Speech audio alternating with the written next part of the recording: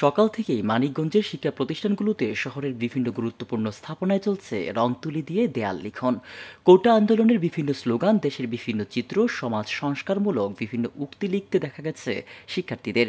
শেখ হাসিনার পদত্যাগ ও বাংলাদেশ দ্বিতীয়বারের মতো স্বাধীন হওয়ার পেছনে যাদের অবদান এবং যারা শহীদ হয়েছে তাদের স্মৃতি ভবিষ্যৎ প্রজন্মের কাছে ইতিহাসের পাতায় তুলে ধরতে মানিকগঞ্জ শহরের বিভিন্ন স্থানে পরিত্যক্ত দেয়াল ও শিক্ষা প্রতিষ্ঠানের দেয়ালগুলিতে রং তুলি দিয়ে এই চিত্রাঙ্কন করা হচ্ছে।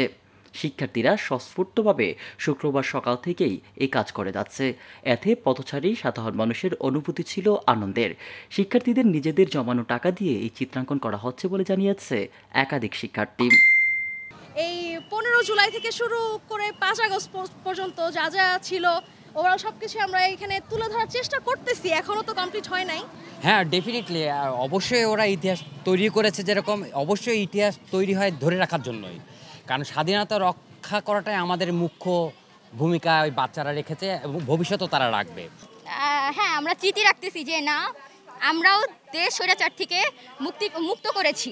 আমাদের অনুভূতি অনেক ভালো, কারণ আমরা দেশটার জন্য অনেক কিছু আমরা চাচ্ছিলাম যে আমরা দেশের জন্য কিছু করব। গ্রাফিতি অঙ্কনের মুখ্য যেটা কারণ সেটা হচ্ছে মানুষরা এখন সচেতন আরও মজবুত করা, মানুষরাও জানানো যে আমরা যে দেশটাকে নতুনভাবে চালানো শুরু করতেছি বা নতুনভাবে গঠন করতেছি, সেই জিনিসটাকে আমরা সামনে আরও কীভাবে দেখতে চাই। আমাদের সহপাঠী যারা আছে, আমাদের বড় বোন বড় ভাই যারা আছে, সাধারণ শিক্ষার্থী, তারা নিজভাবে নিজ উদ্যোগে এই দেওয়ালগুলো আমরা সুন্দরভাবে সাজিয়ে তুলতেছি, যেন পরবর্তী প্রজন্মের জন্য আমাদের এই জিনিসটা নিদর্শন হয়ে থাকে। মানিকগঞ্জ থেকে সাইফুল ইসলাম, আমার বার্তা।